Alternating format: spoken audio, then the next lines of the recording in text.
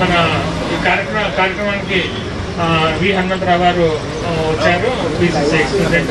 అలాగే రామచంద్రరావు గారు బీజేపీ వచ్చారు, మల్లు రవి గీతామూర్తి గారు బీజేపీ ప్రెసిడెంట్ గారు వచ్చారు, ఎక్స్ఎమ్మెల్యే గారు వచ్చారు. వీళ్ళందరికీ ధన్యవాదాలు తెలుస్తున్నాను. మనకు మద్దతు ఉంది, అన్ని పార్టీల నుంచి మద్దతు ఉంది. ఈవెన్ నేను బీఆర్ఎస్ కూడా ఇన్వైట్ చేశాం, టీఆర్ఎస్ అంటే బీఆర్ఎస్ కూడా ఇన్వైట్ చేసాం. వాళ్ళు కూడా వచ్చే అవకాశం లేకపోలేదు. చూద్దాం, let us wait and see. ఇప్పుడు తర్వాత కళాకారులకు మల్సూర్ కళాకారుల బృందం వచ్చారు, వారు పాట పాడతారు. సరే, మొదట హనుమంతరావు గారు వేరే ప్రోగ్రామ్ దగ్గర దయచేసి వచ్చారు, వారు దయచేసి వచ్చారు, వారు మాట్లాడాల్సిన కోరుతున్నారు.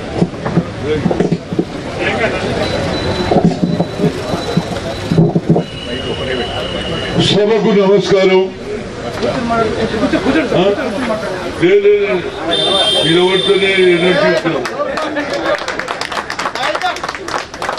ఈరోజు జర్నలిస్టులు 2008లో ఆనాడు ఉన్నటువంటి కాంగ్రెస్ ప్రభుత్వం, రాజశేఖర రెడ్డి గారు ముఖ్యంగా జడ్జిలకు, ఎమ్మెల్యేలకు అదే విధంగా 70 ఎకరాలు జర్నలిస్టుకి ఇవ్వడం జరిగింది. కాంగ్రెస్ ప్రభుత్వం ఇచ్చింది, పోయిన తర్వాత టిఆర్ఎస్ ప్రభుత్వం వచ్చింది. ఆఖరుకు జర్నలిస్టు కోర్టుల ద్వారానే న్యాయం చేయడానికి పోవడం జరిగింది. కోర్టు కూడా నిర్ణయం ఇచ్చింది వీళ్ళకి 70 ఎకరాలు ఇవ్వాలి అని. కానీ రాష్ట్ర ప్రభుత్వం కదులుతలేదు. అంటే దీన్ని బట్టి ఏం తెలుస్తుందంటే, జర్నలిస్టులు పాపం మీరు పనిచేస్తారు కానీ మేనేజ్మెంట్ వేరే చేతి ఉంటుంది. మీ కలంలో జోరు ఉంటే 2 నిమిషాలలో అవుతుంది.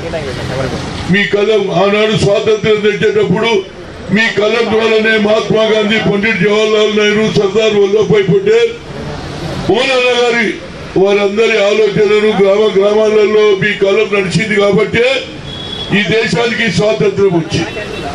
కానీ ఈనాడు కలంలో కొంత ప్రాబ్లం ఏర్పడిపోయింది. ఒకటి ఇక్కడ, ఒకటి అక్కడ, అట్లనే ఈ దుకాణం నడుస్తుంది. నిజంగానే ఎన్నికల దగ్గరకు వస్తున్నది, సరి అయిన సమయమే. నిజం చెప్తున్నా, ఇవాళ మీ గట్టిగా పోరాడితే, ఎందుకంటే ఇది 4 నెలల గవర్నమెంటే, ఇక ఆ తర్వాత వస్తుందో లేదో నాకైతే తెలియదు. కానీ మీలో ఇప్పుడు 1100 మంది సభ్యులుంటే అందులో 62 డబ్బులు కట్టలేక పక్కకు జరిగిపోయారు.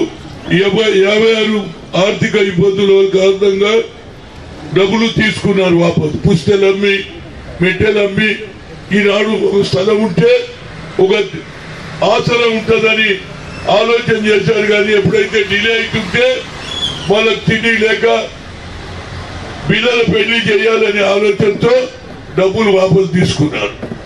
ఇవాళ ఇక దానికి అదనంగా ఇవాళ కొత్తగా చేరినటువంటి 2000 మంది ఉన్నారు. గతంలో ఉన్నటువంటి 1100 మందికే లేదు, ఇప్పుడు 2000 ఇంకా అదనంగా యాడ్ అయ్యింది. అంటే మీకు ఇంకెక్కువ స్థలం ఇవ్వాలి.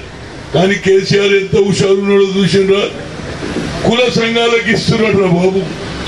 ఎందుకంటే ఓట్లు కావాలి కదా, 300 రోజులు అయ్యి, గ్రౌండ్ రోజులు అయ్యి, ముదిరాజులు కావాలని వాళ్ళకి ఇంత స్థలాలు, వాళ్ళకి డబ్బులు ఇస్తున్నాడు. మరి మీకు ఎందుకు ఇస్తలేడు? అడిగే ధైర్యం ఉండాలి. మేమందరం తప్పనిసరిగా మీ వెనకాల ఉంటాం. ఎందుకు చెప్తున్నంటే మీది న్యాయమైన కోరిక. కోర్టు కూడా తీర్పిచ్చినా ప్రభుత్వం పట్టించుకుంటలేదంటే దీన్ని బట్టి ఏం తెలుస్తుందంటే, ప్రభుత్వం కోర్టుల మీద, న్యాయ వ్యవస్థ మీద నమ్మిక లేదు.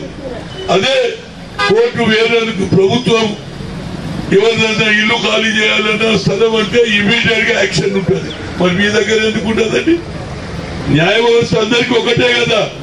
జడ్జిలకు ఇస్తారు, శాసనసభ్యులకు ఇస్తారు, మీకెందుకు ఇయ్యారా బాబు?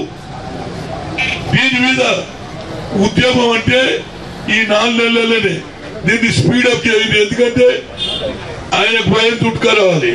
ఎప్పటిదానికా ఒత్తిడి తేరో ఆయన కేవలం ఎన్నికల ముందే వాగ్దానాలు. నిన్నటిదానిగా దళిత బంధు అన్నప్పుడు బీసీ బంధు అంటుండు. ఎందుకంటే మొదలు 1,00,000 తీసుకొని మాకు ఓటు వేయమని. మీ దగ్గర ఏముంది కలం ఉన్నది కానీ మేనేజ్మెంట్ వేరే వాళ్ళ చేస్తుంది. మేనేజ్మెంట్ ఎక్కడ చెప్తే మీరు అక్కడ రాయాలి. నేను చాలా మందిని చూసిన మీడియా మిత్రులు నాకు సోదరులు ఫ్రెండ్స్ ఉన్నారు. వీడు మంచి ఐటమ్ రాసిన అది ప్రభుత్వం వ్యతిరేకం ఉంటే డస్ట్బిన్ లో పడేస్తారు. ఐటమ్ ఈ ఐటమే రాదు. నేను అడిగిన ఏమిటంటే ఏం చేస్తాం సార్, మేనేజ్మెంట్ మాది కాదు కదా.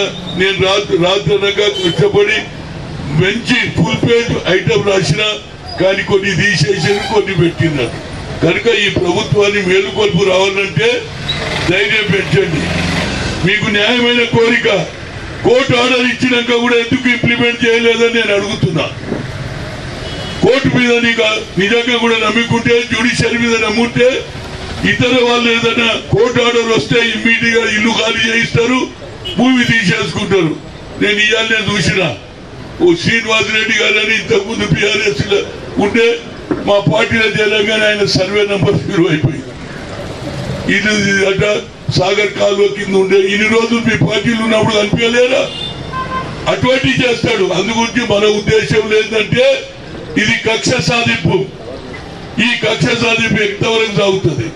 మీ పార్టీలో ఉంటేనేమో దొంగలు కూడా మంచోళ్ళు ఉంటారు, మా పార్టీలో రాగానే తీసుకుపోతారు. ఇంకో పార్టీ ఉన్నది, ఈడ అవినీతి పనులు అట్లా ఓంగానే సత్యారి చేతులు అవుతారు. ఇట్లా నడుస్తుంది ప్రభుత్వం. కనుక ఇది నిజంగా జర్నలిస్టుల న్యాయమైన కోరిక.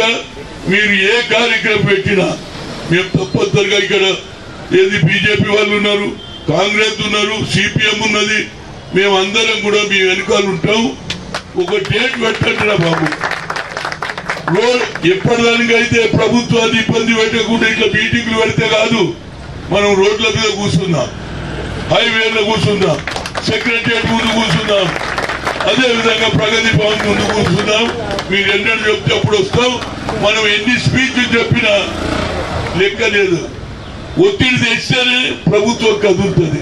ఇంతకుముందు ఏదైనా న్యాయమైన కోరిక అంటే ఇమీడియట్ గా ప్రభుత్వం సంధించేది. రాజశేఖర రెడ్డి గారు ఇచ్చిన భూమి ఇన్ని రోజులు మీరు ఎందుకు డిలే చేస్తున్నారు? కారణం ఏంది? ఇదంతా ఎవరిచ్చిండ్రు? పాపం కొందరు నిజాంను తిడతారు. నిజామే ఇంత స్థలాలు ఖాళీ పెట్టకపోతే ఇవాళ ఇల్లు ఉంటుండేనా? ఆనాడు ఆలోచన చేసిండు వచ్చే తరం వారికి భూములు ఉండాలని. కాపాడితే ఈయన దారాదత్తం చేస్తున్నాడు. అందరికీ ఏది జడ్జిలకు ఇస్తాడు. ఎందుకంటే కోర్టు నిర్ణయం ఏమన్నా నాకు ఉల్టా రాగలేదు వాళ్ళకి ఇస్తాడు. శాసనసభ్యులు అసెంబ్లీలో మాట్లాడతారు కాబట్టి వాళ్ళకి ఇచ్చిండ్రు. మీ దగ్గర మాటనే లేదు. కేవలం మీటింగ్లు పెడితే నడవదు. ఒక రోజు పెట్టండి, పెద్ద ఎత్తున ధర్నా, అందరం వస్తాం, తాడో పేడో తెలుసుకుందాం. ఇది ఎన్నికల సమయం. ఈ సమయంలో మీరు కూడా కొంత రాతలో మార్పు కూడా రావాలి. అర్థమైంది కదా ఎందుకు చెప్పిండు? అప్పుడే భయపడతాడు. రాతల జర 2-3 పోతుంది. ఈసారి కాంగ్రెస్ వస్తుంది, లేకుంటే కేసీఆర్ అవుట్ అవుతాడు, ప్రజలకు ఇచ్చిన హామీలు నిలబెట్టుకోలేదని 2-3 సార్లు రాయింది. తెల్లారే వినిపిస్తారు మీ అందరు. ఏదే కానమ్మా కదలిక రావాలంటే కొంత అడ్వాన్స్ కార్యక్రమం కూడా చేయాలి. మీ పత్రికా మిత్రులు ఇండియన్ ఎక్స్ప్రెస్ చేస్తున్నా, పైనీలో చేస్తున్నా, హిందూలో చేస్తున్నా, ఆంధ్రజ్యోతి. కానీ మీరందరూ కూడా పత్రికా ఓనర్ల దగ్గర పోండి. మా గురించి కూడా రాయిండ్రా బాబు. అప్పుడు ప్రభుత్వం వ్యతిరేకంగా వస్తుందంటే ఇది 4 నెలల్లో ఎలక్షన్ వస్తుంది. ఏదైనా ఏది ఆగస్ట్ సెప్టెంబర్ అయిపోవాలి. ఆ తర్వాత మేము వచ్చినాక గ్యారెంటీ ఇస్తాం రాబోయ్. ఇదైతే గ్యారెంటీ. మీది కాంగ్రెస్ ప్రభుత్వం రాజశేఖర్ ఇచ్చింది కాబట్టి మీ 70 ఎకరాలే కాకుండా అదనంగా ఇంకా 2000 మెంబర్లు అయింది. తప్పనిసరికి ఇస్తాం. ఓట్ల గురించి కుల సంఘాలకు ఇస్తాం, వాళ్ళకు పైసలు ఇస్తాం, భూములు ఇస్తాం. మరి వీళ్ళకి ఎందుకు ఎవరా బాబు అంటే మీది లెక్క లేదు. ఇవాళ కొత్త తీరు అయిపోయింది. ఎవడన్నా రిపోర్టర్ గట్టిగా అడిగితే అంటున్నాడు. అన్నాడు ఎవడన్నా. దానికి కూడా మీకు ఆలోచన లేదు, కోపం లేదు. ఎప్పుడన్నా మేము జర్నలిస్టులు భయపెట్టించినామా? ఆయన ఎవడన్నా ఏమండి 2 బెడ్ ఎవడు రాడు అంటున్నాడు. మీరు అన్నాగా మీకు చూసలేదు. మీలో తేడా ఉంది. మీరు కూడా మేనేజ్మెంట్ దగ్గర పోయండి, వాళ్ళకి రిక్వెస్ట్ చేయండి. సార్ వీఆర్ ఆల్సో ఏది మేము ఏది ప్రెస్ వాళ్ళం, మాకు అన్యాయం జరుగుతుంటే మా గురించి కూడా మీరు రాయాలి. మా ఇష్యూని కూడా మీరు గట్టిగా మాట్లాడాలి. ప్రభుత్వం ఇవ్వకపోతే పత్రిక ద్వారా స్వాతంత్రం తెచ్చిండ్రు మీరు. ఈ 70 ఎకరాలు ఎట్లా రాదు నేను చూస్తా. కనుక పత్రికలలో కూడా మార్పు రావాలి. ఒక్కొక్క పత్రిక ఒక్కొక్క తీరు ఉన్నది. ఇక దాని గురించి చెప్పేది అవసరం లేదు. ఎందుకంటే వాళ్ళకుండే బాధలు వాళ్ళకు ఉన్నాయి, కానీ మీ బాధ మీకుంటుంది. కానీ ఈ 2-3 నెలల సెటిల్మెంట్ కావాలంటే ఒక పెద్ద ధర్నా. మీరందరూ నడవండి, మీ వెనకాల మేముంటాం, పోదాం. ఇప్పుడైతే మొదలు ప్రగతి భవన్ లో ఛాన్స్ లేకుండే ఎవరిని రానిపోయి ఇప్పుడు సెక్రటరీ కట్టాడు. అందులో బాబాసాహెబ్ అంబేద్కర్ పేరు పెట్టిండు. అంబేద్కర్ కి అందరికి అవకాశం ఇచ్చాడు. అధికారంలో ఉన్నవాడు అధికారం లేని వారికి అవకాశం ఇచ్చాడు. కాబట్టి మీది న్యాయ పోరాటం, మీ వెనకాల ఉంటాం. ఎప్పుడు పిలిస్తే అన్ని రాజకీయ పార్టీలను పిలవండి, మేము ముందుంటాం. కానీ బీఆర్ఎస్ పార్టీ రాదు, ఎందుకంటే దుకాణం బంద్ అవుతుంది. మిగతా పార్టీలు అందరూ వస్తారు. తప్పనిసరిగా న్యాయమైన కోరిక, తప్పనిసరిగా మీ వెనకాల ఉంటామని 4 మాటలు చెప్పడానికి అశోక్ రెడ్డి గారు పిలిచారు.